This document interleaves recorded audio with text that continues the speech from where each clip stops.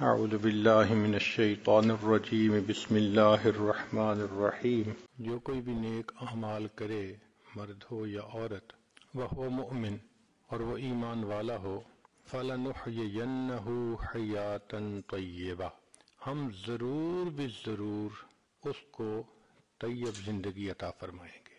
دو باتوں پر اللہ تعالیٰ کا وعدہ ہے، جو ایمان والا ہو اور نیک اعمال کرتا ہو۔ فَلَنُحْيِيَنَّ، یہ تاکید کا صیغہ استعمال کیا، ضرور بھی ضرور ہم اس کو پاکیزہ زندگی عطا کریں گے۔ آج کے دور میں اکثر لوگ پریشان نظر آتے ہیں، کہیں کاروباری پریشانی، کہیں گھر بار کی پریشانی، کہیں اولاد کی پریشانی، کہیں صحت کی پریشانی، پریشان ہی آپ کو نظر آئیں گے۔ آخر کوئی ان کا حل ہوگا، کوئی ریمیڈی ہوگی؟ تو آئیے اللہ رب العزت سے پوچھیں کہ ان تمام پریشانیوں کا حل کیا ہے۔ رب کریم اس آیت مبارکہ میں اس کو تفصیل سے سمجھاتے ہیں، بتاتے ہیں کہ جو بندہ بھی ایمان والا ہو اور وہ نیک عمل کرے۔ اب اس میں سے آدھی شرط تو ہم پوری کرتے ہیں کہ الحمدللہ ہم نے کلمہ پڑھا، ہم ایمان والے ہیں، اس میں ہمیں کوئی تذبذب نہیں ہے، اس میں کوئی شک کی گنجائش ہی نہیں ہے، یہ 100% پکی بات ہے۔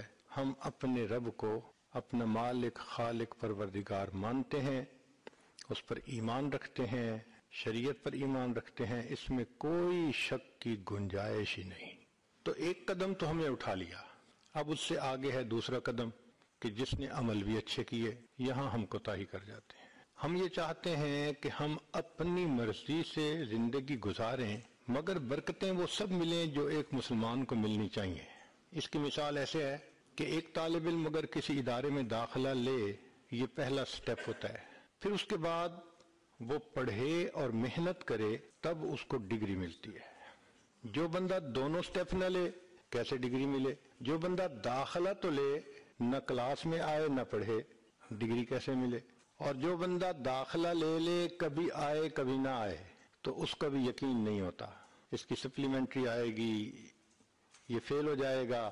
ہمارا حال ایک ایسے طالب علم والا ہے کہ ہم نے کلمہ پڑھ کے اپنے آپ کو ایمان والا رجسٹر کروا لیا، مگر مسجد میں بھی آ جاتے ہیں اور مسجد سے نکل کے ہم من مرضی کے کام بھی کر لیتے ہیں، کبھی مان لی کبھی نہ مانی۔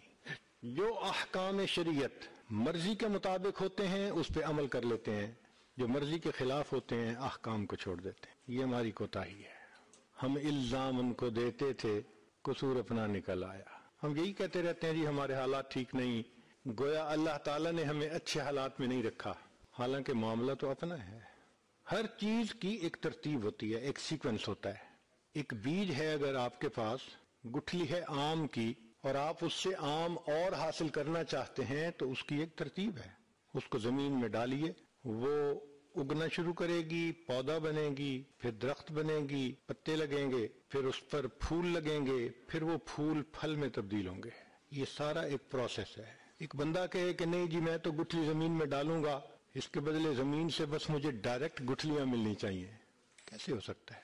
ایک ترتیب ہے اللہ کی بنائی ہوئی، اس ترتیب کے مطابق ہی کام چلے گا۔ ایک نوجوان چاہتا ہے کہ میرے ہاں اولاد ہو، تو ترتیب ہے کہ بھئی آپ نکاح کیجئے، اپنے گھر والوں کے ساتھ وقت گزاریے، اللہ سے دعا کیجئے، اللہ تعالیٰ آپ کی مراد کو پورا کر دے۔ اب وہ کہ نہیں، میں نے 2 رکعت پڑھی اور میں نے اللہ سے دعا مانگی، اب میں گھر آؤں تو مجھے بیٹا مل جانا چاہیے، کیسے پاسبل ہے؟ ایک ترتیب ہے اللہ کے ہاں ہر چیز کی، یہ دنیا دارالاسباب ہے۔ اسی طرح ہمارے حالات کیسے ٹھیک ہوں اس کی ایک ترتیب ہے۔ جب تک اس ترتیب کو فالو نہیں کریں گے حالات ٹھیک نہیں ہوں گے۔ ساری عمر ٹکرے مارتے رہیں گے، ساری عمر حالات سے کشتی کرتے پھریں گے، حالات نہیں ٹھیک ہوں گے۔ اب ایک بچہ اگر 10 ٹن کی چٹان کے آگے پیچھے زور لگاتا پھرے تو وہ موو تو نہیں نہ کر سکتا، اس کو بچہ ہے۔ حال ہمارا یہی ہے، ہمیں اپنی اوقات کا پتہ نہیں کہ کتنے کمزور ہیں، حالات کو بدلنے کی کوشش میں لگے ہوئے ہیں۔ بھئی حالات کا بنانے والا، بھیجنے والا اللہ رب العزت ہے، وہ مغیر الاحوال ہیں، جب چاہتے ہیں حالات کو جیسا چاہتے ہیں بدل دیتے ہیں۔ تو یہ تو حکم پروردگار کا ہوگا تب بدلیں گے۔ دنیا کے کہنے سے حالات بدلتے تو دنیا جنت نہ بن جاتی، ہر بندہ اپنی من مرضی کی زندگی گزار رہا ہوتا۔ تو ایک ترتیب ہے اللہ رب العزت کے ہاں चुनाचे हमारे मशाइख ने 4 बातें कही हैं, लोहे की लकीर है। जब आजमाएंगे उन बातों को खरा पाएंगे। पहली बात कि जो शख्स अपने आमाल को संवार लेता है, अल्लाह ताला उसके हालात को संवार देते हैं। जो शख्स अपने आमाल को संवार लेता है, अल्लाह ताला उसके हालात को संवार देते हैं। हम इस कोशिश में लगे हुए हैं कि हालात पहले संवरें फिर आमाल संवारेंगे। आप बात करें दोस्त से, भाई आप मस्जिद में नजर नहीं आते, कुछ कारोबारी हालात ठीक नहीं, ठीक हो गए तो मैं मस्जिद में आऊंगा। यानी हम चाहते हैं हालात पहले ठीक हो, आमाल बाद में ठीक होंगे। कैसे तरतीब उलट सकते हैं? चुनाचे जिसे देखिए वो इसी कोशिश में लगा हुआ है कि पहले हालात ठीक हो, बाद में आमाल ठीक करेंगे। तो तरतीब ही उल्टी हम करते फिर रहे हैं। आमाल को जो शख्स संवार लेता है, अल्लाह ताला उसके हालात को संवार देते हैं। आमाल बिगड़ेंगे, हालात बिगड़ेंगे। जब कहा मैंने कि या अल्लाह तो मेरा हाल देख, जब कहा मैंने कि या अल्लाह तो मेरा हाल देख, हुक्म आया मेरे बंदे नामे आमाल देख। हम हालात का तो शिकवा करते हैं, अपने अमल तो नहीं ना देखते। तो आमाल को संवारने से अल्लाह ताला हालात को संवार देते हैं। इसकी अगर मिसाल देखनी है तो कुरान मजीद में सूरह यूसुफ में अल्लाह रब्बुल इज्जत ने इस बात को पूरी तरह खोला। एक लड़का है, माँ बाप से दूर चला गया, कबीले से दूर चला गया, मुल्क से दूर चला गया, परदेश में। इतनी इकोनॉमिकली उसकी लो कंडीशन है कि वो एक गुलाम की हैसियत से है। गुलाम की तो अपनी मर्जी भी कोई नहीं होती, वो तो हुक्म का गुलाम होता है। अब जिसके पास न रिश्तेदारी हो, न बिरादरी हो, न कोई स्पोर्ट हो, और इकोनॉमिकली उसकी ये कंडीशन हो, अब उस बंदे की जिंदगी तो बड़ी खराब होती है। शरीयत ने बताया कि नहीं, ये वो बच्चा था जो बड़ा हुआ, फलम्मा बलगा अशुद्धहु आतैना हुक्मम व इल्मा। बड़े होकर इस नौजवान ने जो अपने वालिद से सीखा था उसको मजबूती से पकड़ा, उसके ऊपर जमा रहा, नेकी तकवा की जिंदगी गुजारी। फिर हालात आए, आजमाइश आई, मगर उन हालात में अल्लाह ने इनको कामयाब किया। कामयाब होने के बाद क्या हुआ कि वो जुलेखा का जो खामिन था उसके दिल में एक बात बैठ गई कि ये अमीन शख्स है जो मेरी इज्जत के बारे में इतना मामला कर सकता है हिफाजत का, कि मेरी बीवी गुनाह की तरफ बुला रही है बंद कमरों में, और ये आगे से कहते हैं कि मैं अल्लाह से डरता हूं, क़ाल माअज़ अल्लाह।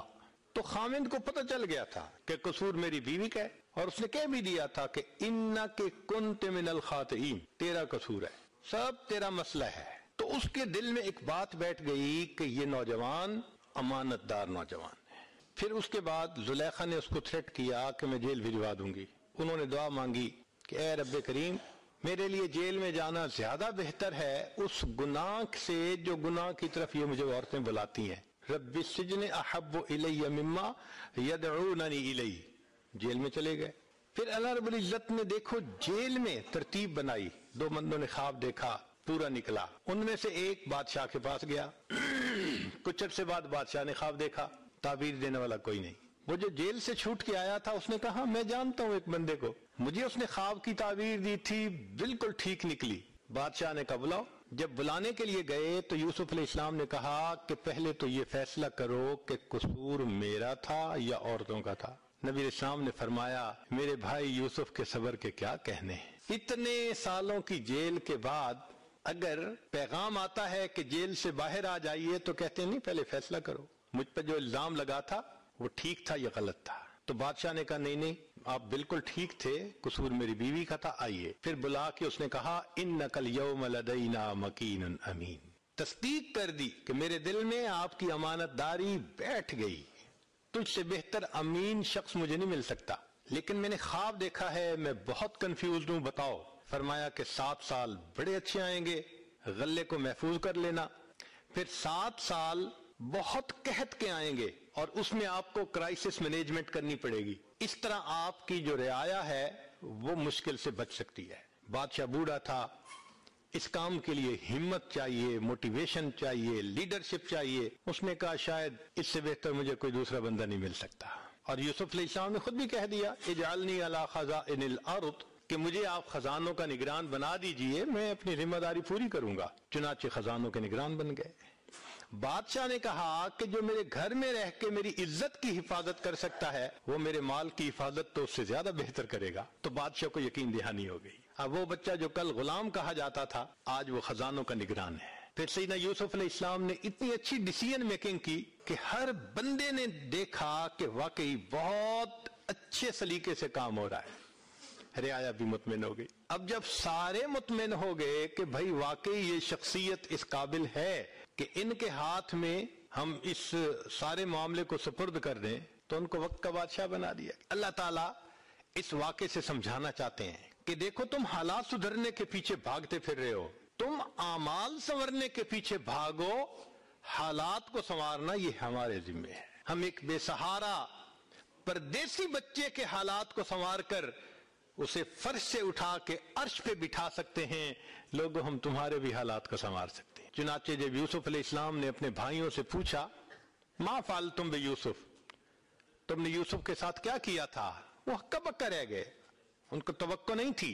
कहने लगे आ इन्नका अंत यूसुफ, आप यूसुफ है? काला अना यूसुफ, हाँ मैं यूसुफ हूं। वहाजा अखी, ये मेरा भाई बनियामीन है। कद मन्नल्लाहु अलैना, अल्लाह ने हम पर एहसान किया।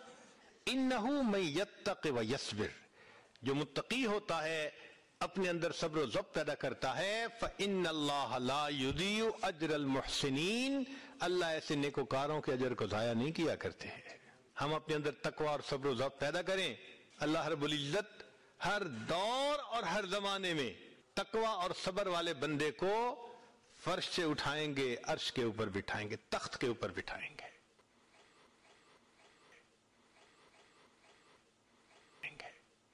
बिठाएंगे तख्त के ऊपर बिठाएंगे।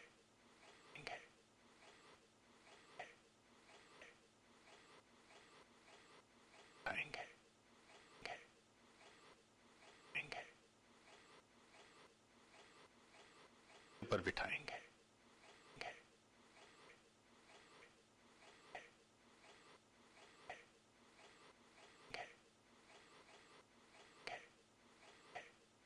ऊपर बिठाएंगे।